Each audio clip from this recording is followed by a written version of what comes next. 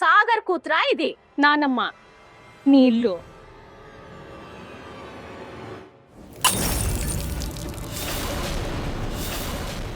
నాకే నీళ్ళొద్దు. ఈ అమ్మాయిని ఇంటి నుంచి బయటికి గెంటేయండి. డ్రైవర్ కూతురు అయితే ఏంటి? మీరు కూడా రూహీ సంబంధం ఒక డ్రైవర్తోనే చేయాలనుకున్నారు కదా? నోర్ముయ్, నీకు లోక జ్ఞానం ఏం లేదా? ఎంతమంది నోరు మూయిస్తారు పూనం గారు? పెళ్లి జరిగిపోయింది. మీ మనవడిని శ్రవణ కుమారుడు అని తెగ పొగిడేవారు కదా. శ్రవణ కుమారుడు అనుకున్నాం, వీడేమో ఆవారాగా తేలాడు. ఇక నా కొడుకు విషయానికి వస్తే వాడు కనీసం చెప్పైనా ఆ తెల్లదొరసాన్ని పెళ్లి చేసుకున్నాడు. చెప్పండి. అయిందా? మనసు నిండిందా? ఇక ఈ ఇంటి నుంచి వెళ్ళిపోండి. ఎప్పుడు చూసినా నోరేసుకుని వస్తారు. ఇక్కడ మేము ఉండలేం, మాకు చెప్పాల్సిన అవసరం లేదు. డ్రైవర్ కూతుర్ని లేవ తీసుకొచ్చాడు. చూడు చూడు, పద వెళ్దాం. ఆగేదేంటి? పద. వెళ్ళండి.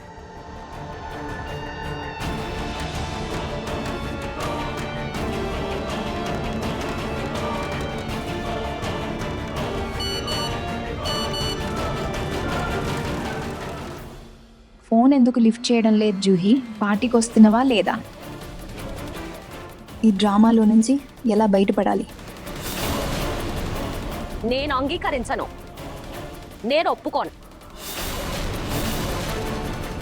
క్యాన్సిల్ చేయండి ఈ పెళ్లిని.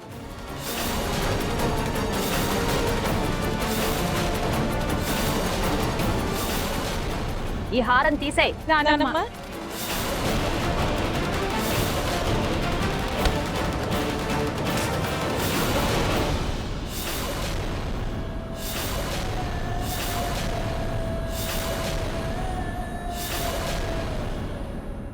నా మనవడు పెట్టిన ఈ సింధూరం తుడిచేయ్.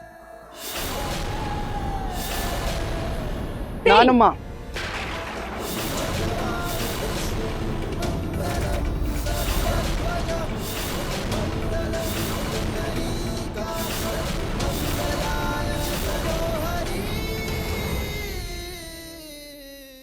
నువ్వు ఈ అమ్మాయి కోసం నా మీద అరుస్తున్నావా?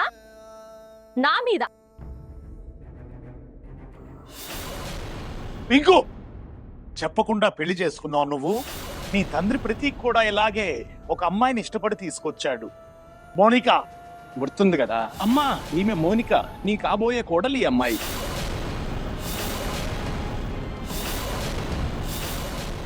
ఆమె వల్ల ఈ ఇంట్లో ఏమేం జరిగిందో నీకు తెలుసుగా, లేక మర్చిపోయావా? పలక్ అలాంటి అమ్మాయి కాదు, తను చాలా మంచి అమ్మాయి. అరే, మంచి అమ్మాయిలు ఇలా పారిపోయి పెళ్లి చేసుకోరు. అన్నయ్య, మీకెవరైనా నచ్చితే ఒకసారి తాతయ్య నాన్నమ్మకి చెప్పి వాళ్ళతో మాట్లాడుండేది. సీరియస్లీ, నీ నానమ్మకు చెప్తే ఒప్పుకుంటుందని నీకు అనిపిస్తుందా? ఈరోజు మనకి హోదా పేరు లేదు, కానీ నానమ్మకు మాత్రం హోదా ఉన్న కుటుంబం అమ్మాయే కావాలి.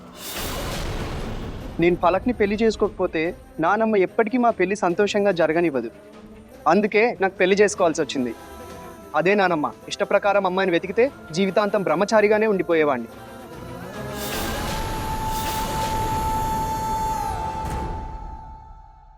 నువ్వేం చేయాలో అది చేసేసావు, కానీ ఇప్పుడు నేనేం చేయాలో అది నేను చేస్తాను. నువ్వు చూడు, ఇప్పుడే ఈ అమ్మాయిని ఇంటి నుండి బయటికి గెంటేస్తాను. పోవద్దు. పూనం,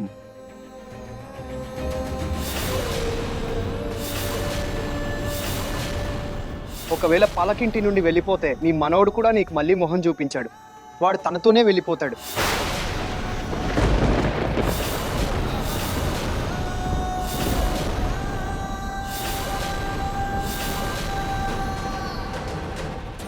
ఇదే కరెక్ట్ టైం. దీని తర్వాత నానమ్మ బాధపడుతుంది. ఈలోపు నేను పార్టీకి పోయి వస్తా.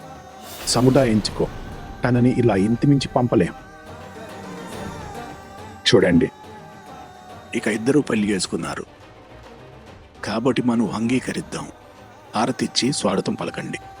ప్రతీక్ నాన్నగారు, రోహి హారతి తీసుకురా.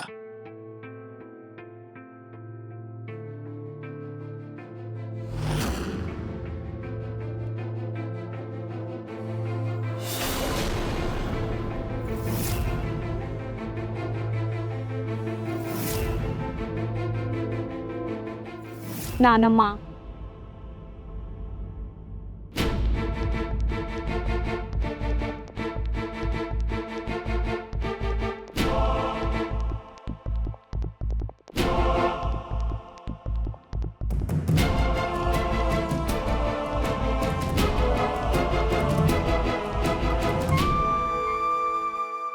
వదినా రండి, నేను మీ గదిని చూపిస్తా. వదినా, నాకు ముందే తెలుసుంటేనా మీ గదిని చాలా అందంగా అలంకరించి ఉంచేదాన్ని.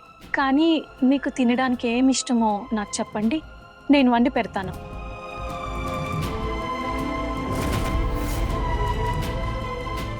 భజన చేసినంత మాత్రాన ఈ ఇంట్లో నీ హోదా మారిపోదు రూహి. నా దృష్టిలో నీ విలువ దుమ్ముతో సమానం, అలాగే ఉంటుంది.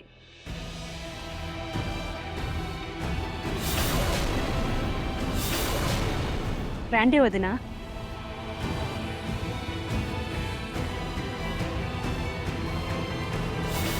పూనం, చూడండి, చుట్టుపక్కల వాళ్ళకు కూడా తెలిసిపోయింది.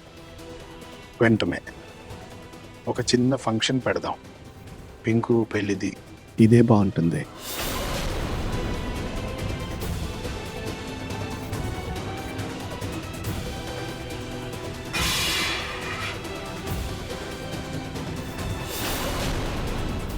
లేదు లేదు, ఒక పేద పిల్లను కోడలిగా తెచ్చుకుని పశ్చాత్తాపపర్లేను. నా నిహార్ ఏదైతే అనుభవించాడో నా పింకుని అలా అనుభవించనివ్వను.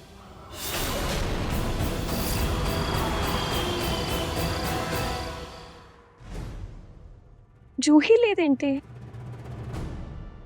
తనేమైనా పార్టీకి వెళ్ళిపోయిందా?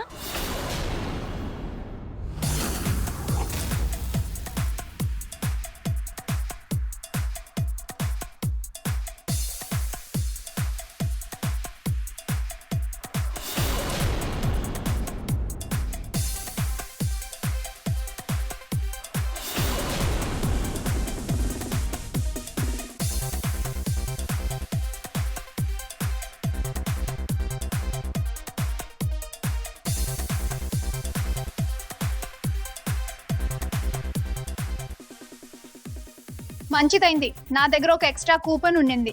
నేను లోపలికి వచ్చా. రెండో కూపన్ ఎక్కడ పడిపోయిందో తెలీదు. సరే, ఏదైతేనే నేను త్వరగా వెళ్ళాలి. ఇంట్లో ఎంత డ్రామా జరిగిందో నీకు తెలియదు, ఏమీ తెలియదు. నా వల్ల ఇంకా డ్రామా వద్దు. సరే, ప్రస్తుతానికి డాన్స్ చేయి.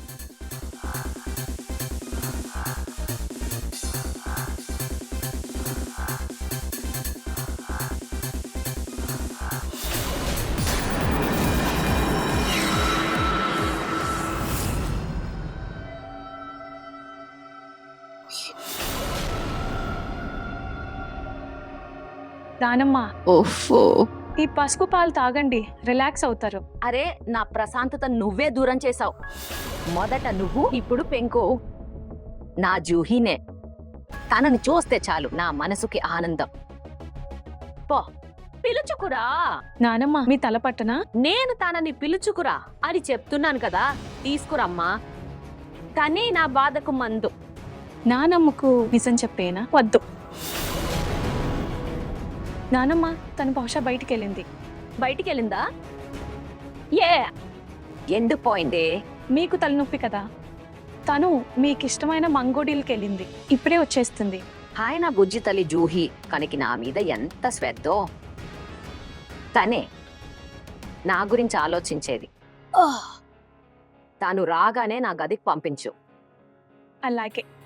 ఇవ్వు నా తల. నాకెందుకు ఇంత కంగారుగా ఉంది. జూహీ ఏదో ఆపదలో పడబోతున్నట్లు అనిపిస్తోంది. తనకి కాల్ చేసి మాట్లాడుతా.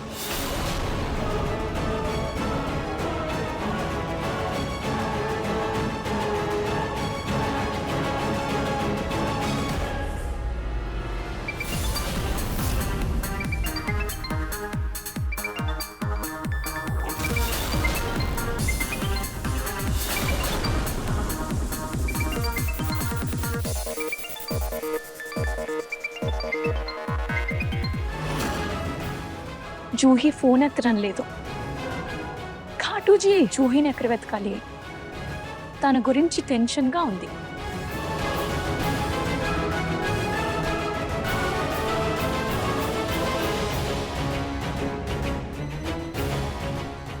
జూహీ ఫోన్ ఎత్తు. తన ఫ్రెండ్స్కు చేస్తా.